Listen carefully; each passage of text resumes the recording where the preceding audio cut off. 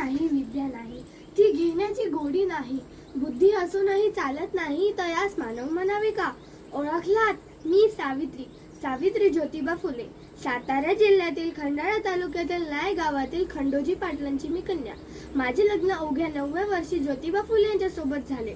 हळूहळू मला कळू लागले ते साधारण माणूस नाही, तर जगाला ऊर्जा देणारे क्रांती सूर्यच आहे.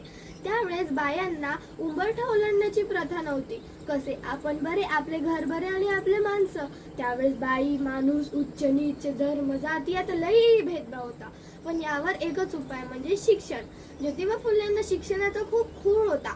एके दिवशी शिक्षणाचा प्रसार करत असताना ब्रिटिश फराम्या मिळून म्हणाल्या, mister Phule, teach the women. If the women will educate, full house will be educate. पण तुम्ही तर वुमेनला बाहेर पडूच देत नाही. So bad, so bad mister Phule. ते आले तर माझ्याकडे पाटी आणि लेखणी घेऊन आणि म्हणाले, आजपासून मी तुला शिकवणार. झालं, माझ्या शिक्षणाचा प्रवास सुरू झाला. आकार, उकार, काना, मात्रा, वेलांटी, बेकबे, बेदोनी 4, बेत्रिक 6. मी लिहायला शिकले, वाचायलाही शिकले आणि काव्य सुद्धा रचू लागले.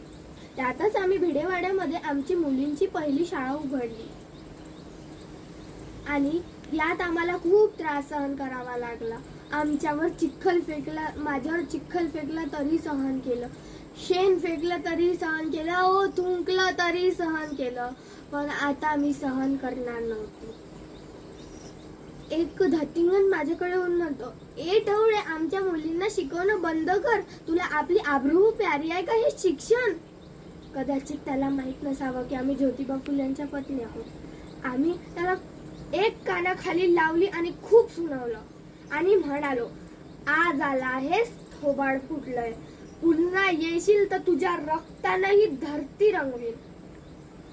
मी शिक्षिका झाले, मुख्य अध्यापिका झाले आणि प्लेगच्या साथीच्या रुग्णांची सेवा करता करता मरणही पत्करले. पण स्वाभिमान ते एवढंच की बाया शिकल्या.